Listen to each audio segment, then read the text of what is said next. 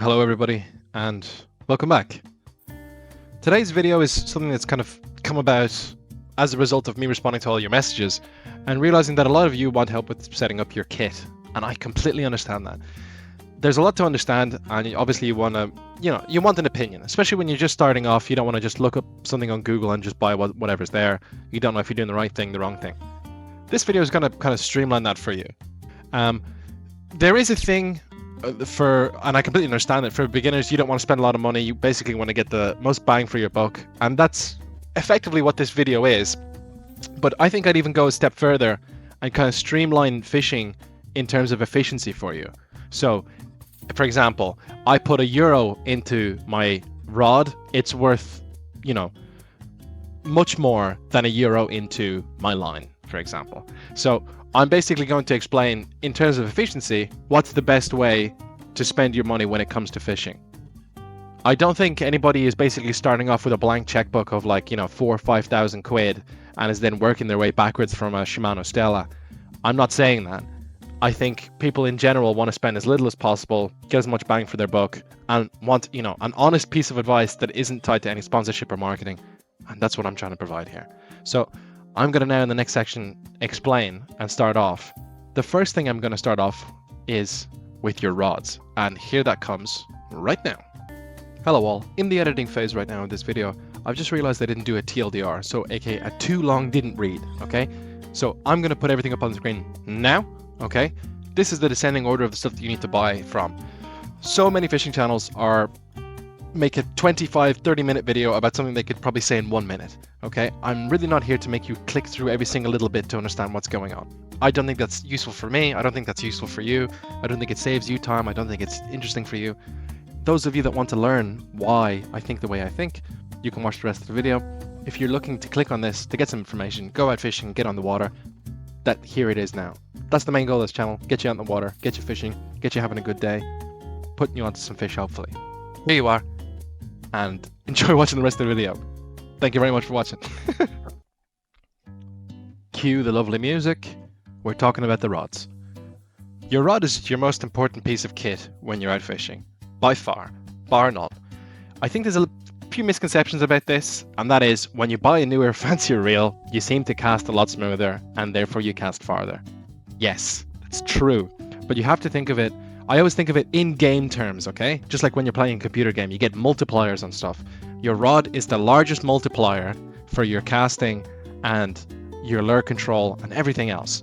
Your rod is the most important thing, okay? If you have a really, really, really good rod and you don't have such a great reel, you're actually completely fine. You are more than likely completely fine. Even if you catch a big, massive mammoth of a fish and he's pulling you around all over the place, as long as you have decent line on there and you can play your reel nicely with that drag, you can pull him in if you have a good rod, because you've cast it out to that location and you've pulled it back in a way that's presentable to him. You need to think about things that are actually going to get the fish on your line first before you start thinking about, how am I going to fight this big fish?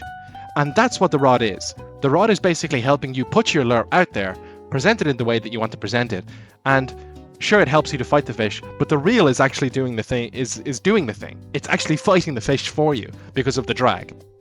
I've explained this kind of loosely before, but the drag is basically only matters when you're actually fighting the fish. The rod is what does all the casting for you. Now, make sure you know your grammage and you have an idea of what kind of lures you're going to be casting, and just buy your rod based off that.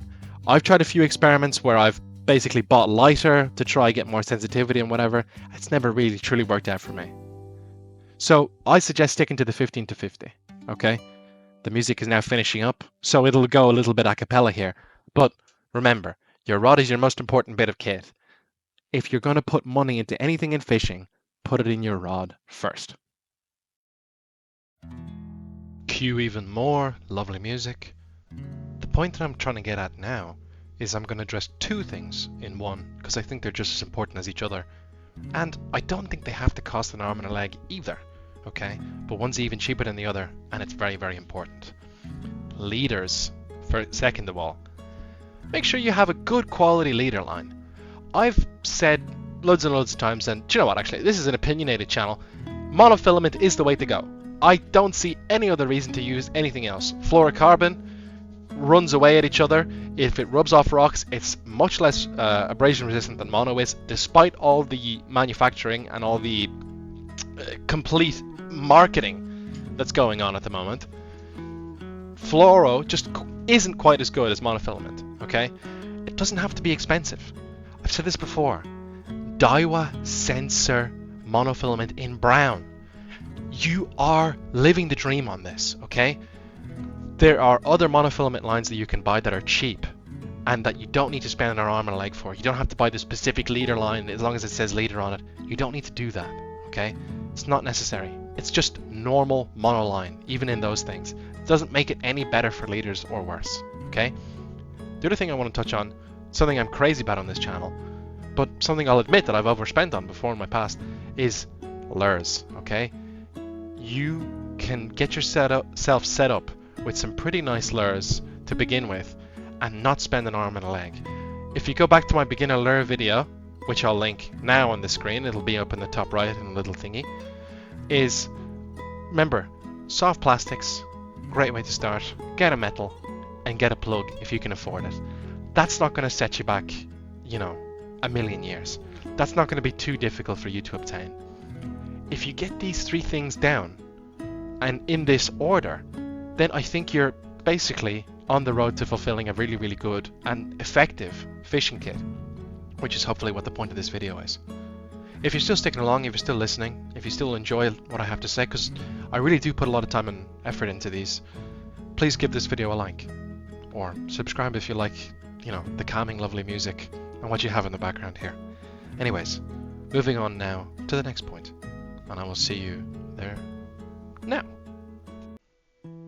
Even more lovely, amazing, calming music, okay? This was an evening that I took actually waiting in the dark, which I don't recommend. It's not very safe, but you know, I managed to get away with it. I'm here now. The cameraman always survives.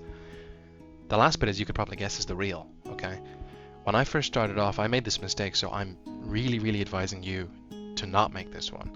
I just kept buying up and up and up when it came to reels, and I would just buy the next best reel, the next best reel, the next best reel. Oh, I have a bit of money left over, I'll save it. I'll save it again, then I'll buy another good reel. And I glad I stopped when I did at the Daiwa BGs, okay? I don't think that there's a fish that I could catch on shore in Irish waters or in a stream or a river that I couldn't pull in with a Daiwa BG 4000 or even a 3000. Remember, your reel is just the thing that connects your line to the fish. That's it. And the most important thing is that A, it doesn't just instantly break when a big fish takes it, which if it's made by a big brand and it's a reel that other people use, it's more than likely not going to do that, okay? And it's basically made to just have drag on it. That's why reels get more expensive, is the big jump in price when you get to reels is going to be the amount of pounds of drag that they have on there, which again, doesn't matter if you're only catching, you know, sub 10 pound fish. You know, 10 pounds still a pretty big fish, don't get me wrong, but it doesn't really need you to be having a massive offshore reel, okay? It doesn't need that. The reason why people, when they go out on boats to catch those big massive fish, the reason why they have those big reels is because they're dropping their baits really, really far down, or they're letting it run behind, and they're catching tuna, okay? You're in a different planet, basically trying to get trout and bass off the shore than these people are. You're basically on completing ends of the spectrum. So just understand, your reel won't actually do that much for actually presenting your lure to the fish, casting it out and making the fish want to come near it. At the start of my fishing journey, I could have had whatever, a Daiwa Legalis, a Daiwa Certate, a Daiwa whatever you want to call it, and been out there, and I still would have caught the same amount of fish. I want to put that into perspective for you. But if I had better knowledge of my leaders, better rod to cast my lure out properly, and better lures, as in lures for the situation, I would have actually got some fish on the end of my line. You have to think about things, I know it might seem a little bit obvious, but you have to think about things kind of in order of descendance of how important are they to actually getting a fish on the end of my line. And then everything past that point is going to be just down to your experience and whether you tied your knots well, and everything else that I hammer on and hammer on about this channel is your knots, your terminal tackle. Have you done your due diligence? Have you done your preparation?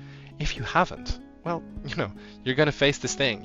The fish is going to take your lure, or something else bad is going to happen. A million different things can happen. But if you do everything like I've mentioned here in this video, in this order, then you should be fine.